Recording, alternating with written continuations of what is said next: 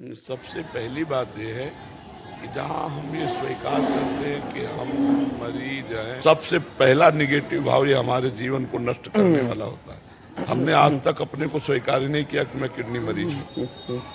अगर स्वीकार कर लें तो हम बिस्तर से न उठ पाए। हमारी जो दिनचर्या है, रात्रि के उठना और पूरा सब ऐसे, हम अपने को मरीज नहीं स्वीकार। तो मरीज तो है ही शरीर, पर हमने स्वीकार नहीं किया। तो उससे क्या हो गया कि हमारे अंदर एक प्रसन्नता रहती है। पहली बात, किसी भी मरीज को अपने में मर्ज नहीं देखना चाहिए। शरीर रोगी है, आप अविनाशी भगवान के बच्चा हो, तुम्हारे ऊपर कोई रोग नहीं। हम उस रोग को स्वीकार करते हैं अपने ऊपर, तब अप डाउन हो जाते हैं।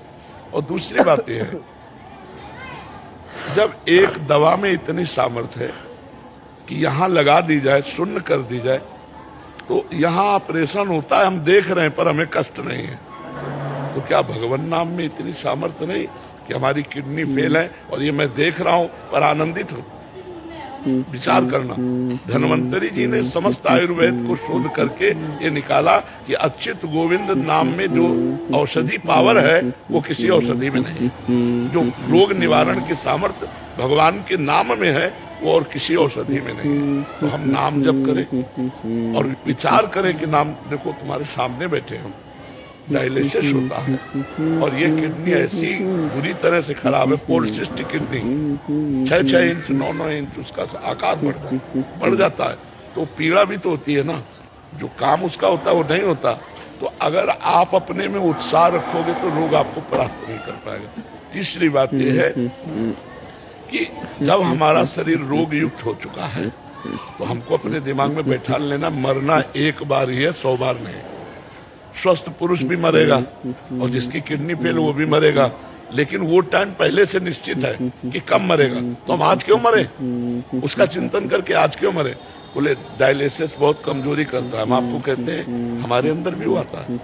जैसे आज डायलिसिस है, डायलिसिस होने के बाद हमें 2 लोग पकड़ के आते हैं, लेकिन 10 मिनट केवल हमको आके बैठाला। 10 मिनट में हम अपने चिंतन में आए, काटो छोड़ो, टहला फिरा, शौच स्नान, अपनी दिनचर्या में लगे। हमको ये बर्दाश्त नहीं होता कि मैं बीमार हूँ। ये अगर हम बर्दाश्त करने कि मैं बीमार हूँ, ये स्वीकार करके, तो हम आज ही डाउन हो जाए। आपको हम अपना रहस्य बता रहे हैं। हम पहली बात स्वीकार नहीं किए आज तक कि हम किडनी फेलियर है। हम जैसे सुबह उठते हैं तो हमें ये ध्यान नहीं आता मैं किडनी फेलियर हूँ। हमारी दिनचर्या चलती गई। ध्यान तब आता है जब कहेंगे दवा लेना है, अच्छा लाओ दवा, चलो आज डायलिसिस, चलो कर। या कोई विशेष पीड़ा हुई तो ठीक है वो फेल। पहला, हम बीमारी को स्वीकार ना करें होते हुए भी। दूसरा, हम ये विश्वास करें कि जब एक शून्य की सुई लगा देने पर हम अंग को चीर फाड़ देखते रहते लेकिन कष्ट नहीं होता। तो ये सामर्थ्य जो भगवान की तरफ से आई इसमें दवा में, वो नाम में बहुत बड़ी सामर्थ्य है। राधा नाम में हम नाम जप करें और प्रसन्न मुद्रा में रहें, मरने का भय त्याग दें, क्योंकि मृत्यु एक बार होगी, वो सबकी होगी, मेरी नहीं, सबकी होगी। और सबको कष्ट है। कोई मानसिक जल रहा है डिप्रेशन में, कोई शारीरिक दंड भोग रहा है, तो हमको उत्साह संपन्न रहना है, हमको डाउन नहीं होना है। अगर हम भगवान के भरोसे हैं तो अर्थ संबंधी चिंता नहीं करनी चाहिए, क्योंकि तुम्हारे पास कुछ तो होगा। मेरे पास कुछ नहीं था, तब मैं निराश नहीं हुआ। तो आज भगवान को लगा कि इसको जरूरत है, तो व्यवस्था कर दी उन्होंने। देखिए, हमने कहा नहीं किसी से, अपने आप व्यवस्था है। देनहार कोई और है, देत रहे दिन रहे। तो आप कह दोगे आप बाबा जी, तो हम वही बाबा जी जिसको खाने को नहीं मिलता था, जिसके दवा के पैसे नहीं थे, लेकिन भगवान के भरोसे हैं। तो तुम क्या भगवान के भरोसे नहीं हो सकते? कई जगह ऐसी व्यवस्था देखी गई कि डायलिसिस फ्री होता है, नहीं होता। कई भगवान संयोग बना देंगे। अर्थ से आप परेशान मत हो, रोग से आप निराश मत हो, तो आप उत्साह संपन्न रहेंगे। मतलब जैसे हम प्रसन्न मुद्रा में हैं तो रोग का हमारे ऊपर कोई प्रभाव नहीं पड़ रहा, न चेहरे पे पड़ रहा है और ना हमारी दिनचर्या पे पड़। अब जैसे सूजन, ये थोड़ी, अब किडनी खराब तो अपना हो, तो हम इसको कुछ नहीं गिनते। अब आदमी, गृहस्थ आदमी क्या होता है कि भोग प्रधान जीवन रहा, अब उसको भोग का, अब वो सब गया, अब अर्थ गया, जीवन निरर्थक उसके समझ में आता है। अगर नाम जप करता हो तो जीवन सार्थक समझ में आवे, कितना बढ़िया है। भगवान ने भोगों से बचा लिया।